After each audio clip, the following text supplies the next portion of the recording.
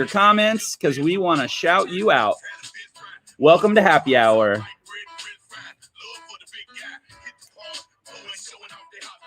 What's up, Mark? Drinking some Petite Sirah, Cliffside in Wimberley. All right. What's up, Greg? Good to see you again. Paul, I missed you at the front end. What's up, Paul? What's in your glass today? Terry, my Hayes friend. You're in the house drinking some rosé. Terry, what kind of rosé? Tiffany. Oh, man, Tiffany, I'm glad that I am doing this wine today, too. And I have all kinds of thoughts about this wine. And so does Craig Collins, who helped the collab and helped on the blending, helped us make this wine. He is here today, so he's going to talk about it. Elise, what's up in Canyon Lake? Good to see your name. And Donnie's there, too. What's up, Donnie? We're drinking Zen, Pam in Navasota. Woo! Deb is here. What's up, Deb in Johnson City? Bill, Kate, Alta, Brian, all my people in here. Alta's drinking Senso too. Woo! Don't you love that new design? Guys, I am such a huge fan of that label. Come on now. It's so cool. Oh, Terry's drinking Senso Rosé. How perfect. Guys, you know the drill. We're letting folks get in here. It's happy hour, y'all. I don't know if you can tell, but I'm happy. Now I'm more happy because I've had more wine. Nancy in New Braunfels, what is going on? Eric and Asha checking in from San Antonio, also drinking the Relief wine. Yeah. I'm so glad to see folks already have it in their hand at home, and they're enjoying it. Susan in South Austin, Phillips Vineyard. Why are you trying to lie to us? There's no 3 stars. This is not your first time. You guys are crazy. I like it, though. Sean, what's up? Good to see Sean in the house today. Remember, if you are new, we want to know. We want you putting 3 stars up because we want to shout you out. What's up, Poe? Okay, guys. It's 5:02, and I think it's time for us to get kicked off. We have got a fully packed happy hour today, and I want as much time as possible to talk with our special guests. So let's say hi to a few people that are joining us today. Ann, I'm coming to you first. Hey, everybody. Ann. Day 45 here in Canyon Lake. Yeah, it wasn't necessarily a wine day. I'm drinking the finest Texas-born beer, so here we are. Miller Lite it is. Miller Lite. Hey, I love it. As our fans know, we are all about put anything in your glass or your can or your bottle or whatever and join us. We're just happy to have you in a place to connect and mark the end of the day. It's 5 o'clock. It's time to drink. Right? Blur's Day, day 45. I love it. And for those that don't know, Ann used to be one of our all-star tasting room ambassadors who recently transitioned to our wine club team and is helping take care of all of our amazing wine club members. So yes, thank you, Ann, for everything that you've been doing, both in the tasting room, teaching me a few things, giving me a hard time on the regular, and now taking care of folks. So I love it. And we'll come back to you a little bit later. Good to see your face. Good to see you too. All right, next up is another awesome member of our William Chris team. Leah, welcome to the party. Hey guys, I'm channeling my inner D with my glasses today. It's a beautiful day outside. And you're my beer drinking buddy, so usually I'm drinking beer with you, but I've got some wine in my cup today. It's 2019 Mary Ruth. Perfect for the weather today. I love some 2019 Mary Ruth. Also, you're drinking from a Yeti. Yeah, cheers indeed. You're drinking from a Yeti, and I heard a rumor that there's some really exciting news that we're going to share a little bit later about Yeti. Yes, we're going to talk a little bit about that today. Awesome. For those that don't know or don't remember, Leah is she is the queen of, is the matriarch of all things marketing. Can I call you the marketing matriarch? Sure, mouthful. It is. I love the alliteration. Guys, she has been just kicking butt as we've had to adapt to what is the new normal and totally change things up. Is a huge part of helping me put this on every day, and a huge support to our William Chris family. So Leah, cheers to you, and thanks for everything you've been doing in this season. Cheers, guys. You fans are who inspire me every day, so thank you very much. Cheers, everybody. Cheers. And Leo, we'll see you just in a little bit. And without further ado, we have an extremely special guest joining us today. He is our guest of honor that's going to be leading our Wine Nerd section. So, Craig, I'm coming to you. Everybody, welcome Craig Collins to the show. Craig, how are you? Great. How are y'all? Cheers, everybody. Thanks for having me. Super excited to be here. I am also channeling my inner D with the sunnies, but I'm staring straight at the sun, so they were necessary. I have a little Chenin Blanc in my glass from the Loire Valley. Don't know if you can see that very well. Guy Berthaud. 13 Guy Berthaud Saumur. Little producer, great vintage, and it's drinking pretty fantastic right now.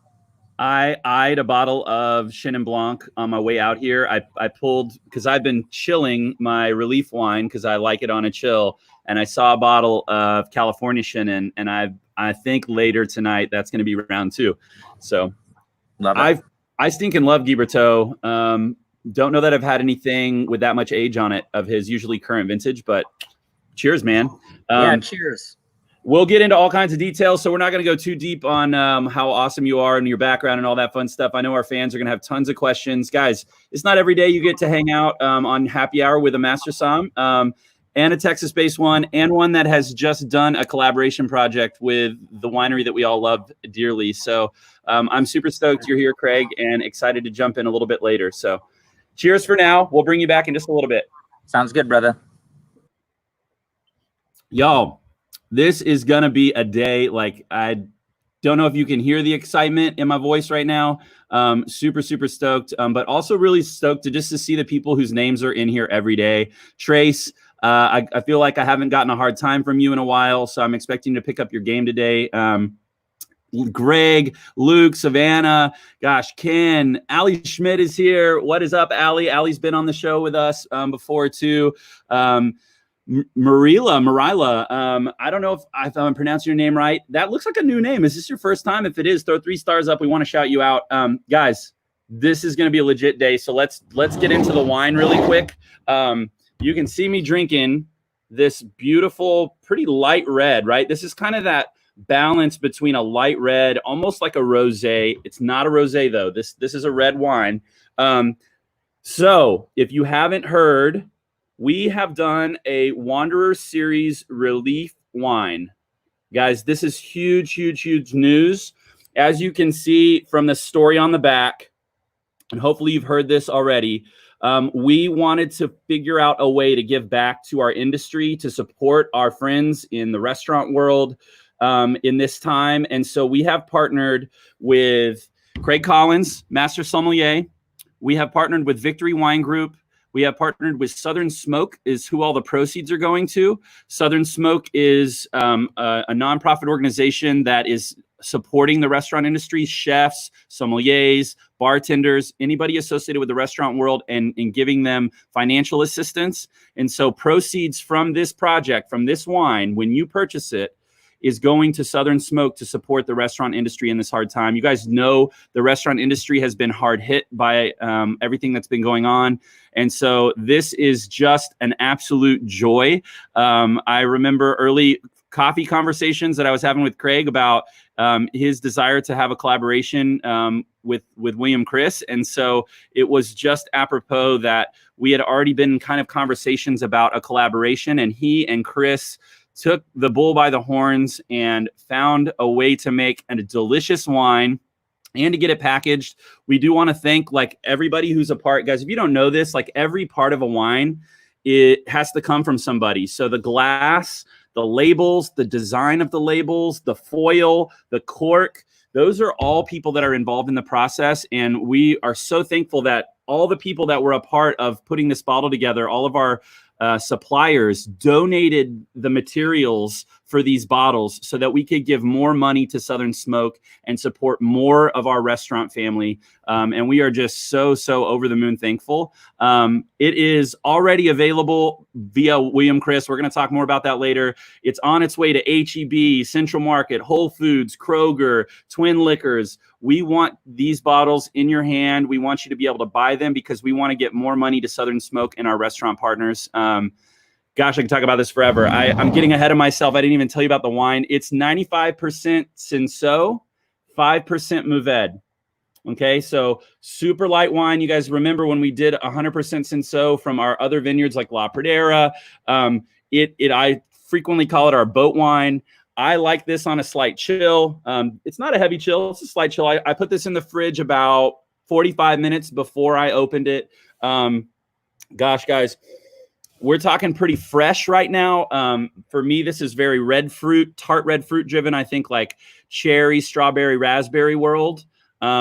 Maybe a little bit floral, maybe just a tiny bit, and almost a touch of like orange. Like I almost get this touch of citrus on there. Just straight refreshing. This wine is only a 12.2 alcohol. This is like what you want to crush. Now, I was talking earlier about the texture on this wine is super unique. A lot of times these light red wines, they're kind of thin and maybe a little bit flat on the texture, on the structure of the wine.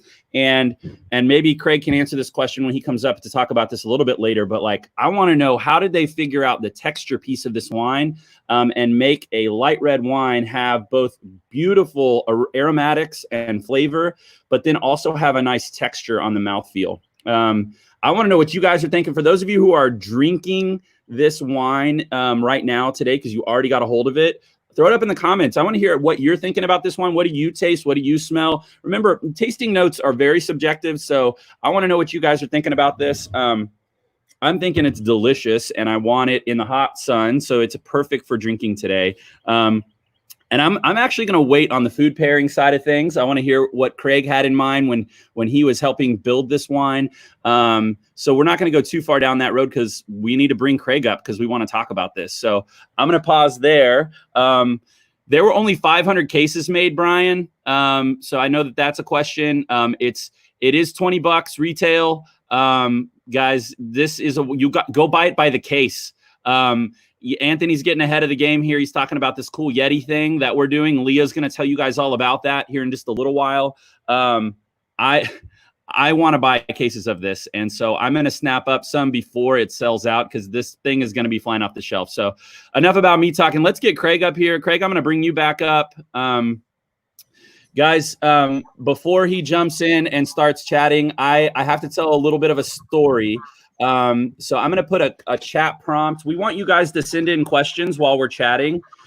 So here's a prompt for the comments. Make sure I get this up on the screen first. So guys, crazy story. Back in 2010, I didn't know the difference between a Chardonnay, a Cabernet, and a Pinot Noir. Like, I'm telling you, I was a $15 cool label at the grocery store red wine kind of guy. Didn't know jack squat about wine or wine education. And I still hadn't made my maiden voyage to the big cities of Europe. Craig at the time was working with a restaurant group here in Austin and on the cusp of opening Easy Tiger. For those of you who know Easy Tiger on West or East 6th. And I reached out on the old platform of Twitter. Does anybody even use Twitter anymore? I don't know. Direct messaged Craig because I saw that he had just gotten back from Paris. I was about to take my first trip to Paris. Guys, he didn't know me from Adam. I was nobody in wine. I was nobody in the restaurant industry. I was just a random Joe on Twitter. And he responded with a page and a half, 2 pages of personal recommendations and tips for my trip to Paris. So for me, I think that 10 years ago, that pointed to somebody who was generous, hospitable. And as I've gotten to know Craig over the last 10 years, it's only become more apparent that those things are true. I'm glad to know him better, to have learned more from him, to be sitting here at happy hour knowing that we've done a collaboration with him. So I'm just honored and over the moon that we're getting to hang out today. So one, thank you, Craig, for being a part of my wine journey. And thanks for spending time with us today. Yeah, absolutely. It's crazy. It's been that long, right? Yeah, I was thinking about it earlier today. I was like, well, it was my first trip to Paris. When was that trip? And it was 2010. I did London, Paris, and Barcelona on a trip to it was kind of my beginning trip to Europe to figure it all out. Well, to be honest, I remember specifically when I received that text. I was sitting at the bar at 24 Diner, another Elm restaurant group, and I thought to myself, who is this D dude? And I was sitting with my wife April, and she's like, "Well, just send him. We just got back. Just send him everything that we have." And I was like, "Yeah, totally." And so I love owe that. to her I as think well. that also points for those who aren't going to get to see her on screen necessarily today. April, his wife, is also a wine professional and is just as generous and hospitable. They're a superstar couple. We're lucky to have them in Austin. Craig, I'm going to shut up now. People are tired of hearing me talk. Can you start us out? Like you're originally from Texas. You're a Texan. I want to know. Like, give me the genesis of Craig. Where you really originally from? Where'd you grow up? And kind of how did you get started on your wine journey? Yeah, I was born in Houston, Texas, but that was late 70s. Birth vintage is 76. And I ended up moving up to upstate New York pretty early on in the early 80s. And I actually grew up in upstate New York in Rochester. My father was in the oil industry, and oil at that time was a bust. And so he got transferred to Eastman Kodak. And I went all the way through school up there. And then when it came to pick colleges, I was thinking about going to ski at University of Vermont. I am third generation Aggie, and going anywhere else but Texas A&M was not an option. So yeah, so I ended up coming down to Texas A&M. And it was a culture shock. I was in the Corps of Cadets. So coming from upstate New York to College Station, Texas, and being in the Corps of Cadets was a little bit of an adjustment to me. Hold on, time out. I'm going to have to interrupt you. I knew you were an Aggie. I had no idea you were in the Corps. You can't tell from my hair? Doesn't give it away? Wow, yeah. Man. What outfit were you in? Squadron 2, Gator 2. Have the senior boots and everything else to prove it. Wow. Okay. Sorry, guys. This is a little twist. Sorry. little Aggie geekdom here, but we get excited when it just sometimes you're like, oh, it totally makes sense. You were in the Corps. I totally get it. It never crossed my mind that you might have been in the Corps. So that's a really cool part of your story. So it was those early days in College Station where I actually got my start in the wine business. The short story is the day I turned 21, I got a call from my father wishing me happy birthday. And he said, "Happy birthday, I'm taking you off the family payroll." And I said, "What do you mean?" He said, "Yeah, you've been in school for 4 years." And I was like, "Yeah, I'm a senior." He's like, "No, you're a sophomore. And you need to pay for this on your own." So I needed a job, and I had never had wine in my life. At 21 years old, and I went to Messina Winery. And I'll never forget interviewing with Paul Bonarigo. And he sat down and he said, "You seem very young. Do you enjoy wine?" I said, "No, sir, I've never had it." And he looked at me and he said, "Well, why are you here?" And I said, "Well, sir, I need a job." And it was one of those awkward moments where in your youth, you feel like you just need to keep talking to fill dead airspace. And he was silent because I just needed a job. And I said, and this would be a good way for me to meet women, because all those sorority girls will bring their moms in and they'll want that pink wine, and I'll be the one pouring it for them. And well played. Yeah. he was even more silent. And then he said, "You know what? I like you. I'm going to hire you for your honesty." And I spent 4 years at Messina Hoff, running their tasting room and doing harvest. And I absolutely fell in love with the industry. In between that time, before I graduated, I ended up doing a study abroad in Italy. And that's where I really kind of had my aha moment in wine and knew that that's what I wanted to do for the rest of my life. So upon graduation, I ended up going straight to the distribution and sales side of our industry. My first day on the job was 9/11, crazy enough, as a merchandiser for a company called Glazers in Houston, Texas. I did that for a while, and that's kind of where I ended up. I really loved the sales side of it. I spent a short stint, 5 years, as the beverage director of the Elm Restaurant Group. One of my best friends is Chef Andrew Curran. He's the executive chef and owner. He was actually my roommate in Italy. That's how we connected. No way. Yeah, it's where Was he that- fell in love with. It's where he fell in love with food. It's where I fell in love with wine, and he graduated the CIA and said, "I'm moving back to Austin and opening a restaurant group. Will you do this with me?" And I said, "Yeah, let's see." Wow. So Was that kind of the starting point for Italic then? that was that when I came aboard. The first restaurant we opened together was Arrow, but we knew as a group that we had to have an Italian concept because it's so near and dear to both of our hearts. Yeah, I love that. And so eventually, at what point, how many years into this journey did you become a master? And kind of what was the maybe turning point for you that was like, yeah, that's something I want to pursue. I'm going to dedicate the time and energy it takes to get there. Yeah, the first when I went to Houston and started working at Glazers, they paid for my level 1 introductory course in 2001. And to be honest, Dee, I walked away from that 2-day course, and I remember going to some non-industry friend's house and had a bottle of champagne to celebrate. And they asked me, "What's next?" And I said, "I think I'm going to be a master sommelier." And they were like, "What do you mean?" Like, they had no idea what that meant, and I didn't either at the time. But I was like, "Yeah, those guys seem really cool, and I want to travel and eat and drink with them, and so that's just what I'm going to do." And I moved to Austin in 2005, and I ended up hooking up with Devin Broly. Devin is another dear friend, and he is the global wine coordinator for Whole Foods. And Devin and I, along with one other person in Austin at the time, Mark Sayre, he's now living in Houston, we formed a study group of the three of us, and we got after it. And every Monday morning at 8 a.m., we studied for about 4 hours. And that was kind of the beginning of, I don't want to say the Austin scene, but that's kind of what started at least the education part of it. Yeah. So front to back, you did the intro in 2001. What year did you become a master? I passed my diploma examination in 2011. So it was about a 10-year journey for me. It's a little for everybody.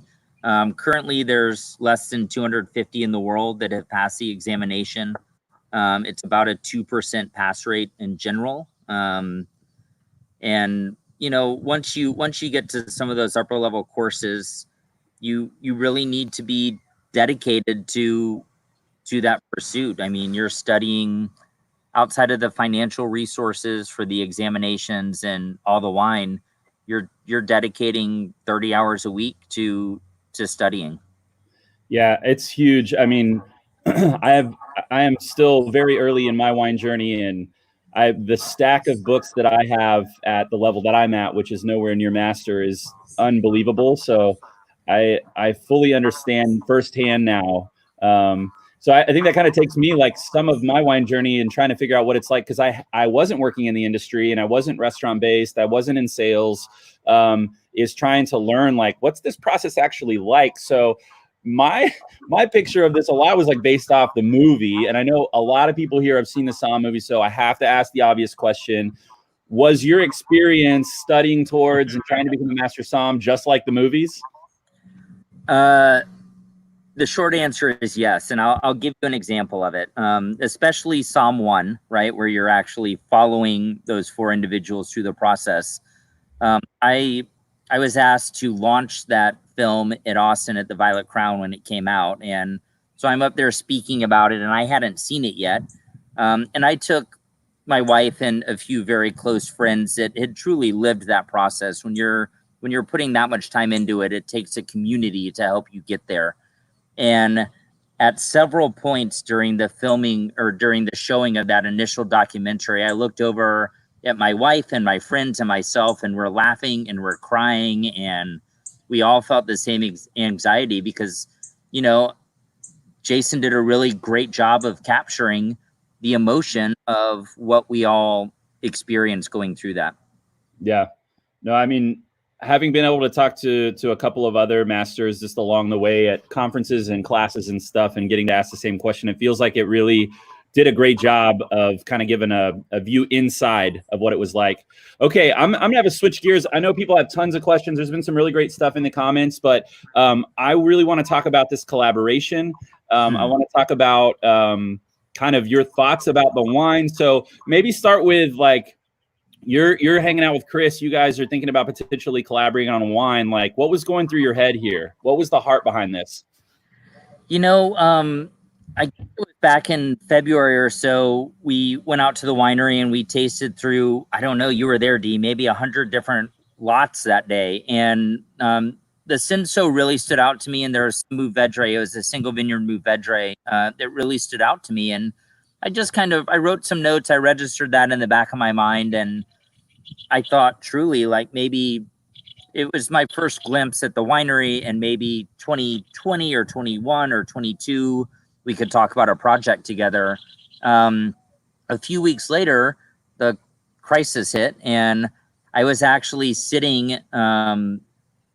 It was before everything. It was the day that everything turned really kind of serious in Austin, and everything shut down. But that was the beginning of spring break for us, and so I was with my wife and my kids and another dear friend down at the coast, and we didn't really ever debate not going because we weren't going to go out, and we had our own little house and we thought we'd be fine, and we didn't know the seriousness of everything at that point. But as everything kind of started developing, they're in the restaurant industry, and they're having to furlough their employees and close their restaurants as we're down there on spring break. And I felt handcuffed, truly. These are dear friends, and I have so many brothers and sisters in the restaurant industry that there was nothing I could do outside of picking up curbside. There was nothing I could do for these people.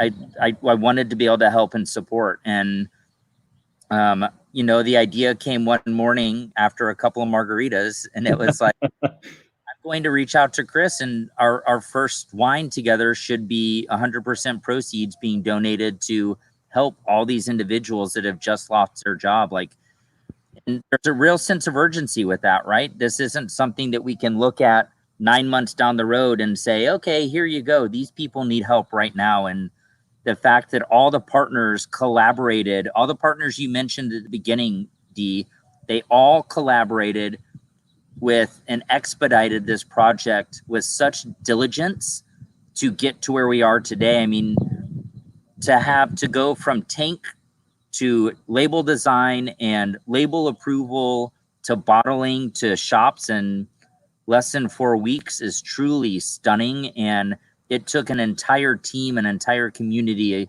lots of generosity to make that happen. And I'm humbled and awestruck by it. I think it's just incredible, like you said, for conception to bottle, to like literally people are on this happy hour on, sorry, what was the date today? April 30th, drinking this, knowing that they've already spent money that's going to go to Southern Smoke to help our friends in the restaurant industry. Like, first of all, like amazing that we are positioned right now and have amazing partners that enable us to move that quickly to make this happen. Like, people, I don't think, realize the behind the scenes work it takes to get a wine made, a wine bottled, labeled, foiled, the whole 9 yards. It gets distributed. And so, you know, Victory, our distributors, are a big part of this. Like, it truly is an incredible feat that we've been able to do this quickly. And I think, like, our restaurant friends and family need us to be able to move this quickly. Like, they need this support. And so it's been pretty incredible. Let's dive into the wine a little bit. You guys are going through blending trials, and we drank through Cinsault, and there's some Mourvedre here. Talk to me about that blend. It's a 95.5. Like, what's going on? Why'd y'all make that decision? What happened in the blending part? Yeah, we went through about 10 or 12 different iterations of the blend to kind of dial it in and get to exactly where we wanted to be. The Cinsault that we put in there is a single vineyard, and it was 3 different fermentations dominated by concrete. That concrete fermentation really lifts the aromatics of the wine. And as you put that wine into the glass and you smell it, you mentioned a floral characteristic, which I totally agree with. There's this beautiful violet note that literally jumps out of the glass. we wanted to make sure to capture the freshness, capture the liveliness of it. But we also wanted to add a little base to the wine. And that's where that 5% of the Mourvedre came in. It adds some mid-palate weight that makes it a little bit better for food and wine pairing, and adds some of that textural depth to the wine that I think we as consumers all appreciate. 100%. So you kind of started going there. And I want to dive in a little bit deeper. Talk to me when you guys were blending through this and you're drinking it and you're thinking about this style of wine. What are you eating with this? What should we be thinking about food pairing wise? Because hopefully folks are buying this by the case, so they're going to have multiple bottles. What are we drinking it with? You know, I every time I travel, and I'm sure it's the same with UD, I'm eating and drinking locally. And so it was really important to us when we were putting this blend together to think about what is traditional Texas cuisine, and a light 12% alcohol red wine that should be served slightly chilled. I'm enjoying this outside, summer, fresh, barbecue. It all started to make sense. And I'll tell you, we wanted something that would go with Texas cuisine. I have two small kiddos, 18 months and 5 years old, and they love the Central Market mild Italian sausage links. I can grill them really quick. They're inexpensive. It's an easy meal for them. And so as I took one of those blending samples home, and it was a little 375 split, chilled it down. My wife and I are tasting it. I'm grilling these sausages, wasn't even thinking about it. I'm slicing the sausages for the boys, and I just popped one in my mouth, and it was like, holy shit, this is the pairing. And and she was like, yeah, this is it. So I highly recommend the Central Market mild grilled Italian sausage link. But truly, I think this with barbecue, this on its own is really stunning. But light, fresh, easy, crisp, and clean. I love that. And I think too, when I usually think about these kinds of wines, like, because they're so easy and they don't have a ton of like intense tannin, they're not aggressive necessarily, then there's a lot of those like lighter, fresher things we enjoy eating in the heat that make it easy to drink with. So I love that, man. So we're gonna bring Ann on. I know there's been a lot of questions. I want to take a few questions from our fans. Ann's gonna get to ask the first question. So it's time to pepper you with some questions from the crowd. And before I ask my question, I actually have to say that it's nice to be with another fellow upstate New Yorker, born and raised in the Binghamton area and went to school in the Finger Lakes. So great. I cut my teeth wine-wise through the Finger Lakes. So there you go. Well, my question for you is, I'm relatively new in my wine studies. I got my WSET 1. Congratulations. I'm WSET 2 and the CSW concurrently. Yeah, I need my head examined. I feel like a fire hose of information has just been turned on when I hit France and Italy and Germany. Any tips on how to get through it? Yeah, I honestly, studying is not fun. No. And so you have to find the wormholes that are interesting to you. For me, for whatever reason, it was rivers and synonyms. Whatever it was, I just got turned on by the idea of what river goes through that area and what synonym. And that isn't necessarily testable knowledge, right? But it kept me interested as I was slogging through the textbooks, as I was trying to learn everything about a region. I knew that I had a synonym coming up or a river to look forward to, and that's what made it fun for me, and that's what kept me engaged. But you need to everybody has their own thing that turns them on, and it's one of the things I truly love about wine. Wine is a topic, wine is a conversation, allows me to speak with anybody. There is history here, there is economics, there is art, there is science, there is marketing, there is design, there's the weather, there's wars. You can find something in this glass to talk to anybody that you want to. True. And it's about finding what it is that turns you on and really diving into that, and the rest of everything will fall into place. All right, awesome. So when you passed your exams, what was the wine that you celebrated with? So I can. It actually wasn't a wine. Okay, well, champagne or I sparkling. passed in Las Vegas, and I forgot how many Negronis I had. Negronis, yeah. Yeah, I had a lot of Negronis, and my favorite thing was the next morning I passed with my dear friend Devin Broly, and he rang my doorbell in the hotel at about 7 or 8 a.m. and he showed up with his robe from the Bellagio with his new pin on his robe and a bottle of Krug. Perfect. Go get your robe. So Please tell me there's a picture somewhere of Devin in a robe with his MS pin on it with a bottle of champagne of Krug. I was not in a place that morning to take a picture of him, unfortunately. I love that. And great question. Thank you for asking that. I've got a couple of fun ones I want to pull in. This is kind of rapid fire here. So from Rachel, she says, if you're wineless and out and about, what do you need and need to run by the grocery store to grab a bottle for a party? What are you grabbing?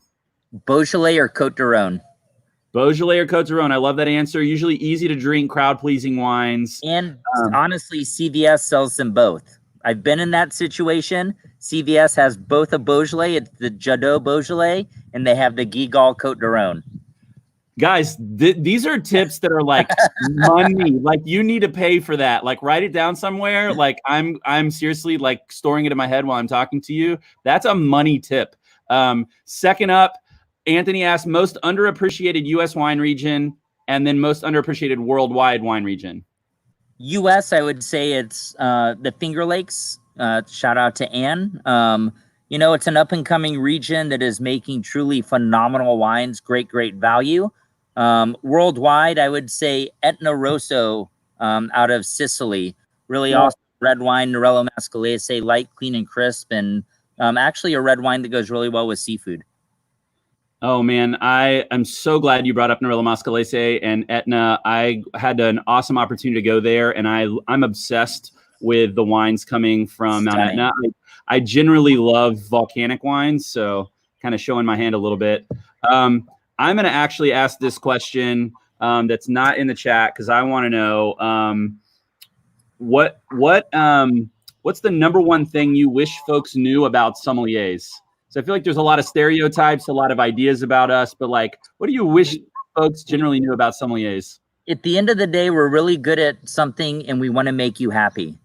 Like nobody's trying to take advantage of you, be it at a restaurant or a retail store. Like we're asking you these questions so that we can truly find you the perfect wine for that moment because we value your business and we want you to come back and support us. So it sucks that sometimes it comes across as pretentious, but it's not meant to be that way. It's meant to be a learning for us to make sure that we get you exactly what you want.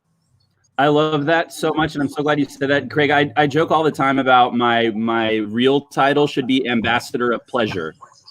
Yes. Right? At the end of the day, we're not there to like make ourselves sound smart. We really do want you to like and enjoy your wine and your experience more. And then like if you're enjoying it, then we're all having a better time. Okay, here, important question before I bring Leah back up. So Leah, I'm coming to you shortly. Greg has the most important question ever for Craig. Is this the year for the Aggies to win it all? I have been saying that for years and years, and I think that the time always runs out on us. I agree. And I appreciate you said time runs out. Us Aggies know what that means. Guys, this has been awesome. I still have a few quick fire things we're going to do, but first I want to bring up Leah. For those of you who don't know this, before Leah joined us, she was associated with Yeti, an incredible Texas brand themselves. And there's some really cool news that Leah wanted to share for all of you here at Happy Hour. So Leah, the mic is yours. Hey guys. So we've been talking about this awesome relief wine that we've been working with Craig on, and so many awesome partners that have been part of this. I worked for Yeti before I came to William Chris, and when they kind of caught wind of this project, they wanted to be a part of it. They've worked with Southern Smoke in the past, and they are a great company, a great Texas company that cares a lot about giving back when they have the opportunity to. So they donated several of their wine tumblers to us, and I have one that's a different color than the one that we have. The one that we have actually like a little better. It's kind of like a really cool khaki color. It's perfect for kind of year round. And so we are doing a package, and I've been sitting here watching like them sell. We only have 100 of these to give away, and I've been sitting here watching them slowly deplete while we've been on the happy hour here. So I think there's 5 left. And it's a winemaker's dozen, so that's 11 bottles of the Relief wine, which really, if you think about it, makes a huge, substantial impact towards our donation to Southern Smoke. And it's going to come with 2 of these Yeti wine tumblers, and that really awesome sand khaki color there. And since Craig talked about how this wine's perfect for poolside, outside all summer, meats off the grill, this Yeti is going to be able to go by the grill, by the pool, on the lake, on the boat, places where glass can't go. So it's a great little package. It's priced at $220 with shipping included. And I think there's probably, as we sit here, maybe 3 or 4 left. So I'm posting the link right now in the comments. You guys go and scoop up those last few and help us give back to this awesome group of chefs and servers and somms and bartenders in the Texas restaurant community. We're so thankful for you guys supporting us on this. And that's all I've got. If I can just add one thing real quick to that, and it's not something we've really talked about, but something that I know behind the scenes we're all really proud of. So that you all know, it's like over $7 from every single bottle that you purchase is going directly to Southern Smoke. I think it's $7.51 to be exact, and that's a real number. Like when you're only paying $20 for a bottle, and $7.51 of it is going straight to the pockets of the bartenders that no longer have jobs. It's something that I know we're all very proud of. So, yeah. So, close to $80 or $90 or so of this case would go to the pockets of the people who have been affected. That's a great point, Craig. I love that, like, very tangible number for folks to think about. Like that matters. That goes into people's pockets. That buys their next meal, their next order of groceries. Like they can, get out an Uber Eats, like deliver to their home so they can have a date night with their significant other. Like these are very real things that a lot of us still get to enjoy, that for a restaurant folks right now is a really hard deal. So, that's a really tangible thing that I'm glad we're talking about. Leah, thank you for your connection to Yeti and being able to make this happen. I know these things are probably already sold out. We're going to get a lot of angry emails like, sorry guys, we only got enough for 100 of these, and hopefully you got to snag one. In the future, if you want to be the first to know about this kind of stuff, you need to be on our email list, because an email did go out to our email list earlier today letting folks know about this. So sorry, there's only a few left if you're hearing about this for the first time. Leah, thanks for being here. Oh, she says there's 2 left. Go get them. Go get it now.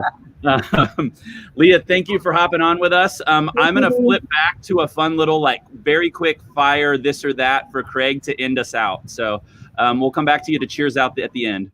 I'm going to pull up Craig. I have a wine this or that. We play this game a lot at the end of our episodes, and you have to choose between 2 options. And I've got a quick 9 question, I'm ready. Shotgun. Hold on. Wine. Okay, yeah, take a sip. We're gonna go real quick. All right. I'm posting this list in the comments for folks to follow along. Number 1, sparkling or still? Still. White or red? White. Port or Madeira? Madeira. Napa or Sonoma? Napa. Cab or Syrah? Northern Rhone Syrah or Napa Cab? Oh, you can't pick both. We call people out all the time for cheating on this game. You can't do that. Okay, island wine or mountain wine? Mountain wine. Mountain wine. Any specific one you want to point out? Northern Rhone Syrah. Okay, I like it. Nebbiolo or Pinot Noir? Pinot Noir. Chardonnay or Riesling? Chardonnay. Okay, all-time favorite food and wine pairing? I did a pairing menu at Arrow, probably 2014, and it was a Loire Valley Cabernet Franc from Guy Berthaud with frog legs. What? Oh my God. Yeah, Okay. I've never done Cab Franc and frog legs. And now, it blew my mind. okay, I gotta find that. Okay. Style of wine or region that folks are sleeping on right now that they absolutely have to go seek out. I think Spain's going to be coming on hot pretty quick. And then honestly, the Rhone Valley. The Rhone Valley has so much diversity, and I think it's very confusing for a lot of consumers because of all the permitted grape varieties. That confusion makes it a value. So go seek out some of those Rhone Valley blends because they are tremendous value. Start with Côte de Rhone, $15. Work your way up to a Châteauneuf-du-Pape or Northern Rhone Syrah, and get some of the highest quality wines in the world at a fraction of the price. I'm so in for that. I feel like a lot of folks have transitioned away from Burgundy and moved on to the Northern Rhone, really seeking out those really beautiful Syrahs. And I'm trying to catch up because I don't know the producers as well. So I know you've given me a tip on a couple, and I did buy some of those bottles. So lastly, I need to know, what is your Last Supper wine? If you only get one, what are you drinking? Most likely Beaujolais. Any specific crew or producer? I would say Foillard Côte de Pie. Ooh, Côte de Pie. Okay. Guys, it's been such a joy. I'm going to bring everybody back up. We've got these three things to rock us out. So while I'm reading our three announcements really quick, Craig, if you'll think about who we want to cheers to, we're going to finish the episode with a cheers that you'll lead us in. So I'm going to do the announcements really quickly. Number one, this Relief Project wine has a link in the comments. Go get it. We only made 500 cases of it. It's supporting the restaurant industry. You heard it here, over $7 of every bottle going into the pockets of the people that we care about and need to take care of. Go do it right now. The wine is delicious. I might even say delicious. Number two, you still need to get your Mother's Day gift. There's a link for $95 4-pack with shipping included, also right there in the comments. Go get that. Send it to your mom. She's going to love you for it. Third, Friday, we like to blow the top off this thing. We like to break records. We like to get as many people as possible. It's Bring a Friend Day. Comment with their name. You can do the little @ symbol in the comments right now to invite them tomorrow, 5 p.m. right here. We're going to be drinking our Carbonic Tannat, and my buddy Alex Bell is going to be joining us. He loves him some funky, weird wines, and we're going to talk all about what carbonic means. And that's it for today, guys. We've gone through so much. It's been a joy. Craig, lead us out with a cheers today. I think our cheers has to go to what this project represents. It's to our friends, our family, our brothers and our sisters who are hurting, and we're here to help you. Cheers. I love it. Cheers indeed. Thank you.